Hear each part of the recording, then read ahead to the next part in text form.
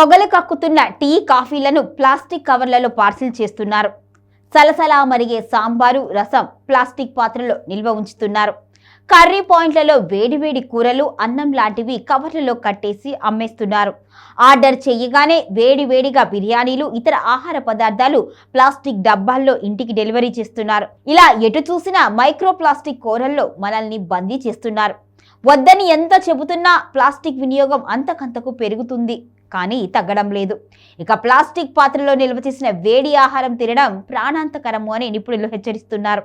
కానీ ఈ విషయాలన్నీ కూడా చాలా మంది లెక్క చేయడం లేదు. రోజు రోజుకు పెరిగిపోతున్న ప్లాస్టిక్ వినియోగాన్ని నియంత్రణ చేయలేక కీలక వ్యవస్థలు చేతులెత్తిస్తున్నాయి. ఇక ప్లాస్టిక్ వినియోగం ఇలాగే కొనసాగితే భవిష్యత్తులో ప్రజా ఆరోగ్యం మరింత ప్రమాదంలో పడుతుంది అనే ఆందోళన వ్యక్తమవుతోంది. వేడిగా ఉన్న ఆహారం ప్లాస్టిక్ కవర్లు పాత్రల్లో ప్యాక్ చేయటం, నిల్వ ఉంచటం, ఆ ఆహారం తినడం ఆరోగ్యానికి హానికరము అంటున్నారు నిపుణులు. ఇక ప్లాస్టిక్ లో అత్యంత హానికరమైన BPA రసాయనం ఉంది అని చెబుతున్నారు. అంతేకాకుండా ప్లాస్టిక్ ను మృదువుగా మార్చడానికి టాలెట్స్ అనే రసాయనం వాడుతారు అని పేర్కొంటున్నారు. కొన్ని ప్లాస్టిక్ కవర్ల తయారీలో పాలీవినైల్ క్లోరైడ్ వినియోగిస్తారు అని తెలియజేస్తున్నారు. ఈ హానికర రసాయనాలు శరీరంలో కలిస్తే ఈస్ట్రోజన్ వంటి హార్మోన్ల పనితీరు, పునరుత్పత్తి వ్యవస్థ, మెదడు ఎదుగుదలపై కూడా ప్రతికూల ప్రభావం పడుతుంది అని నిపుణులు హెచ్చరిస్తున్నారు.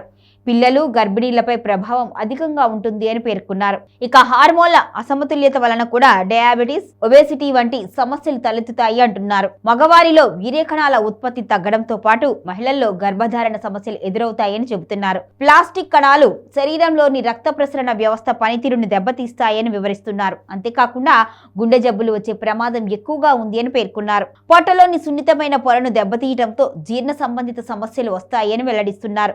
ఊపిరితిత్తులు, జీర్ణ వ్యవస్థపై ప్రతికూల ప్రభావం చూపుతుంది అంటున్నారు. రోగ నిరోధక వ్యవస్థ, కాలేయం పనితీరును దెబ్బతీస్తుంది అని తెలియజేస్తున్నారు. ఇక ప్లాస్టిక్ లోని రసాయనాలు శరీరంలో ఎక్కువ కాలం పేరుకుపోతే క్యాన్సర్ లాంటి ప్రాణాంతక వ్యాధులు వస్తాయని పేర్కొంటున్నారు. Hi everyone, Nenu mi Vedika. Please subscribe to Volgo Health. Don't forget.